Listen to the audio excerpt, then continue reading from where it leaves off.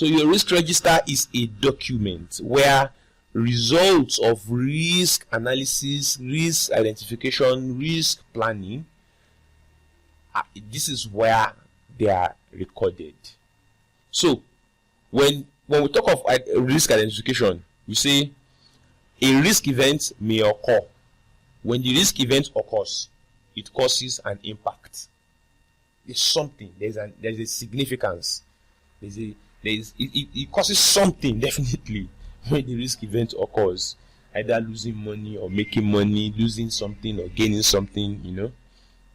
So if a cause exists, the event may occur leading to the effect. Let me take that again. If the risk cause exists, a risk event may occur leading to a risk effect or an impact of the risk event. Your risk register. Okay, risk events. What's a risk event? Before we go ahead, a risk event essentially is, we talk about risk as uncertainty. Now, that thing that shows that the risk has occurred is called the risk event. Risk events refer to specific uncertain events that may occur to the detriment or to the enhancement of the project. So detriment here talking about it being in direction of threats.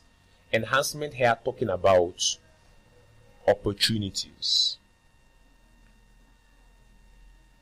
So your risk register keeps record for the whole risk management processes, and it will be constantly updated with information as you proceed on the project. As you identify any risks, the information you uncover put in your risk register. As you carry out later risk management processes, go back to your risk register to be updating the necessary information for the necessary fields of each record of information in your risk register. Okay? So please note that various sections of your risk register get added and even get updated as you progress on your project. So the various things you have in your risk register, for example, you have your risk ID. You assign to manage risk. You want to be able to uniquely identify them. And one of the best ways of uniquely identifying anything is to give it an ID number.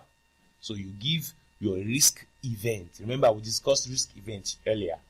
Your risk event, that occurrence of the risk, give it an ID.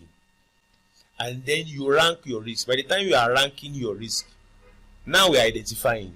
Later on we will rank. By the time you have ranked your risk, come back to your risk register to put the rank you have given to it in the record. You name your risk event. Name is derived from ID. And then you describe your risk event. That's part of what you have in your risk register. And then by the time you have categorized your risk, you come back to your risk register to put the right category for it. And then when you've done when you've assessed and then you know the root cause for your risk, come to your risk register. Other things you have here, trigger. What's a trigger? A trigger is essentially something that you look out for. That when it occurs, when that trigger is like, for example, you want to fire a gun. Your trigger is what you pull for the bullet to come out.